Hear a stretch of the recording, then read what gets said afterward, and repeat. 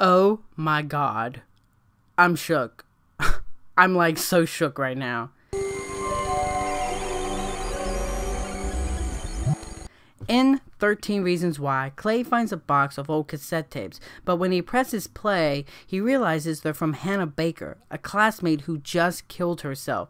And on the tape, Hannah says, "If you're listening to this, you're one of the 13 Reasons Why." Now, 13 Reasons Why is actually based off of a popular book by Jay Asher that I've actually read. And I remember reading this in my freshman year of college and was incredibly moved by this book. I honestly couldn't put it down. I remember I was so attached to this book. I even took it to the movie theater one time and read it there before my movie started because I just couldn't let go of the Hannah story. So I was really looking forward to Netflix's adaptation of this book from singer and now producer Selena Gomez. And honestly, I loved this show. I loved it so much. And I loved how it represented the book in this show. Now, as an adaptation, let's go ahead and get that off across the board. It changes a lot of things from the material. But as someone who doesn't like his adaptations word for word, I love the changes. I think one of the biggest being that this doesn't take place over the course of one night, but a few weeks.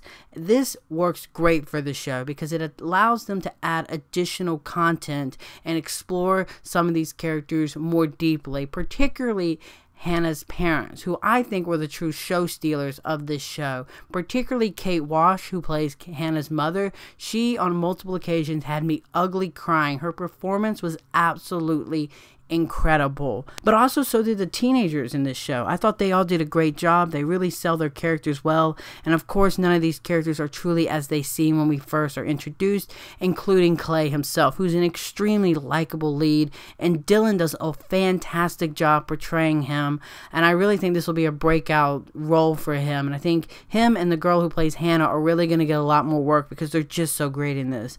Now, overall, the show is a mystery, and I think they do a wonderful job selling the mystery. Yes, the show gets pretty dark and pretty depressing at times. How could it not be when you're dealing with stuff like suicide and, high school and the horrors of high school? Because let's be face it, we all went through it and it was all hell for us all. Yet it's really those emotional cues that really put this show on display. I think its messages and themes are beautifully presented, and I think it will certainly open up for great discussions afterwards. Now, it may be a bit overhanded at a couple of times, and there are a couple of times where I felt like the script put itself in a corner, particularly with Clay and Clay's mom in this. There were a couple moments where Clay's mother would be like, "Hey, tell me what's going on," and Clay wouldn't tell her, and it got a bit repetitive at times, really slowing down the pace, and I got annoyed by that.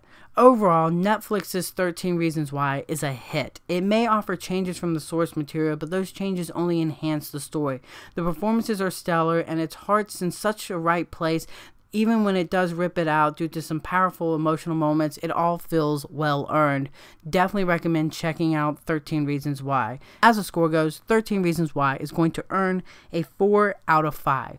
I look forward to season 2, so let me know in the comment section below if you watched 13 Reasons Why and what you think of it. And until next time, everyone, I'm the Slasher Movie Reviewer, and you guys have just been slashed.